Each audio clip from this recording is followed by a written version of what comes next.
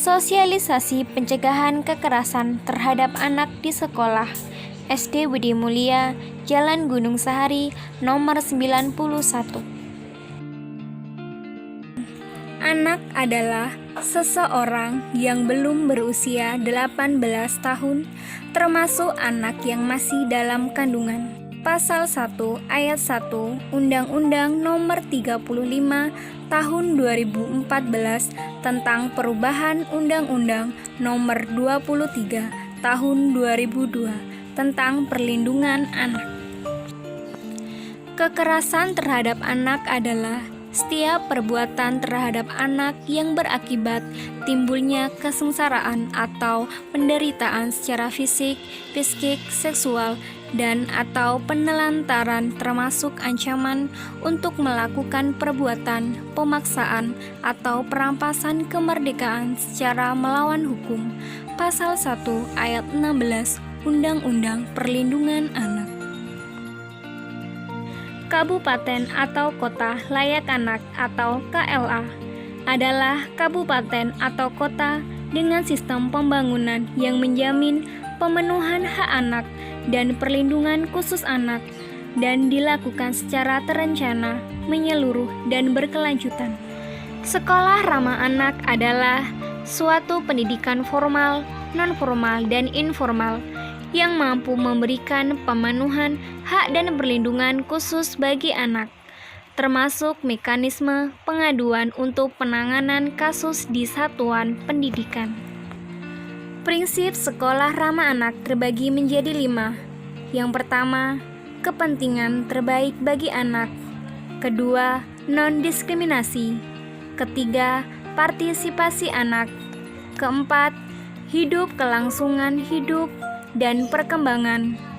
Kelima, pengelolaan yang baik.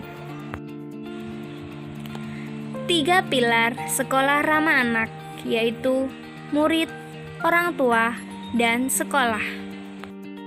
Komponen sekolah ramah anak ada kebijakan, pendidik dan tendik terlatih KHA, proses belajar ramah anak, sarpras ramah anak, partisipasi anak, dan partisipasi orang tua, lembaga masyarakat, dunia usaha, alumni, dan stakeholder lainnya.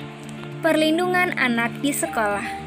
Setiap anak berhak mendapatkan perlindungan di satuan pendidikan dari kejahatan seksual dan kekerasan yang dilakukan oleh pendidik, tenaga kependidikan, sesama peserta didik, dan atau pihak lain.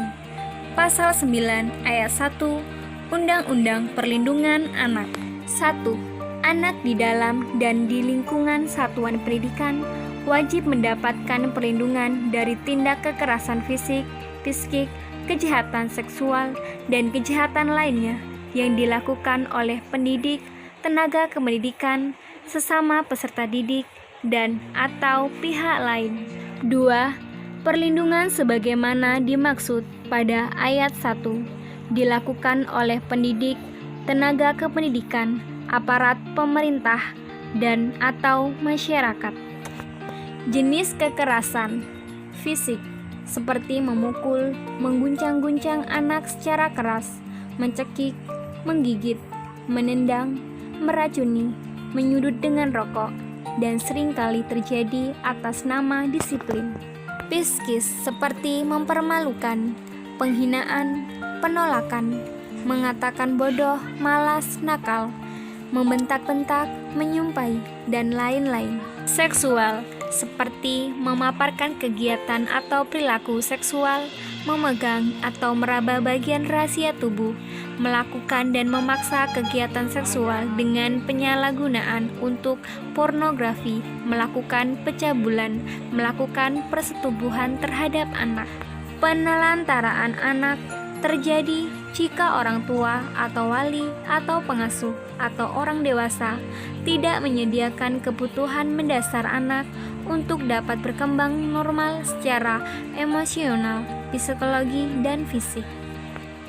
Jadi teman itu lebih asik. Stop bullying. Verbal, meledek, memaki, menyindir, fitnah. Sosial, mengucilkan, mengabaikan, menghindar, fisik, memukul, mendorong, menjegal, menghancurkan barang, cyberbullying, teror melalui media sosial, telepon, dan SMS. Saksi pidana, tindak pidana, kekerasan fisik, hukuman, penjara maksimal 3 tahun 6 bulan dan atau denda paling banyak 72 juta.